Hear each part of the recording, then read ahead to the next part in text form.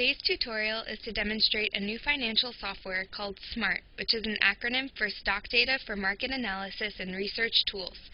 This experimental software allows individual market researchers to retrieve free, discrete time, price, and volume data of every stock that is traded publicly in the United States. This data is normally sold as a quarterly subscription.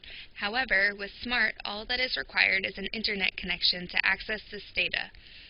To start SMART, I first have to access the software. SMART operates in two modes, manual and auto. The objective of the auto mode is to allow the operator to configure the interface once, set a trigger time, and SMART would communicate with the Internet on a daily basis at the trigger time to retrieve the market data for the selected stocks based on the interface configuration set by the operator. However, for this tutorial, we will operate SMART in the manual mode.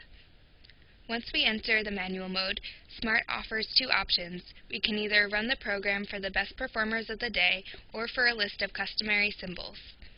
If I am interested in the best performers of the day, then I can retrieve the data for either the best performers of the day from the entire U.S. market, or I could retrieve the data from individual New York Stock Exchange, NASDAQ, or AMEX markets. So for instance, if I'm interested in small cap companies, I can select the best performers of the day from NASDAQ and AMEX markets. For example, I can select the 7 best performing stocks from NASDAQ and the 2 best performing stocks from AMEX by either turning this knob or inputting a number. I can also specify the time frame of the data retrieval process. For example, if I'm interested in the trading activity that happens in the early hours of the intraday session, then I could limit the process to, for example, 9:30 to 11 by turning this needle. I can save this selection, and I can reload it for any subsequent configurations of SMART. However, in this demonstration, I'm going to set the entire duration of the intraday trading session as the time span for the data collection. Once the time span is defined, I could also ask SMART to email me the data as soon as the job is complete.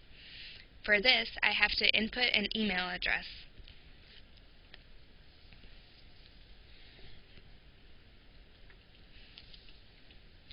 I add it to the list of recipients, and I could also save this email address and then load it for subsequent sessions. Finally, once the interface is configured, I ask SMART to execute the job. Once the data collection process is initiated, SMART communicates the progress through multiple displays. The top display shows a number of web pages that SMART is opening in the background to retrieve the data. The lower display shows the time progress toward the completion of the task for every selected stock. The fill tank display shows the progress toward the completion of the job. Since I selected 7 stocks for NASDAQ and 2 stocks for AMEX, then SMART automatically adjusts the height of this display to the total number of stocks from NASDAQ and AMEX, which in this case is 9. As soon as the data is retrieved for one stock, SMART plots price data on this chart as a function of time, as defined in the time span selection.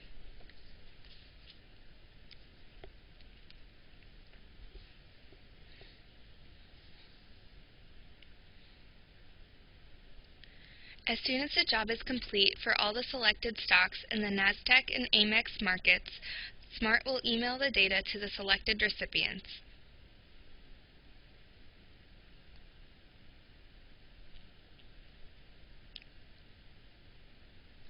Once all emails are sent, SMART automatically saves the retrieved data on the host computer and terminates itself.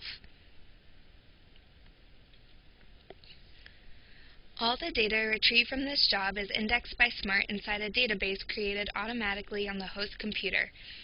For example, the data retrieved from the NASDAQ market will be saved under this folder. This database is indexed by the date of the task, and inside that folder I could find the discrete time data that SMART retrieved for every stock. The data is saved inside a text file, where the first 3 rows correspond to the quote of the day, such as the open price, close price, volume, and so on.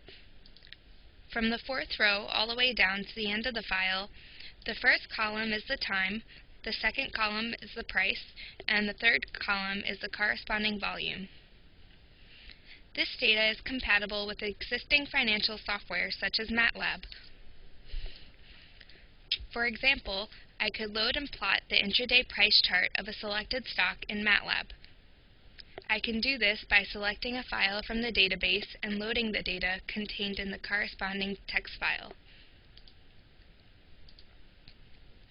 By comparing the data plotted on MATLAB to the data found on Nasdaq.com for the same stock at the same trading session, we can conclude that the two graphs are the same, with the exception of the filtering techniques which vary from one source to the other. This concludes today's tutorial. For more information about SMART and stock trading strategies based on corporate news interpretation, be sure to check out our book, Internet Stock Trading and Market Research for the Small Investor, and stay tuned for more upcoming demonstrations.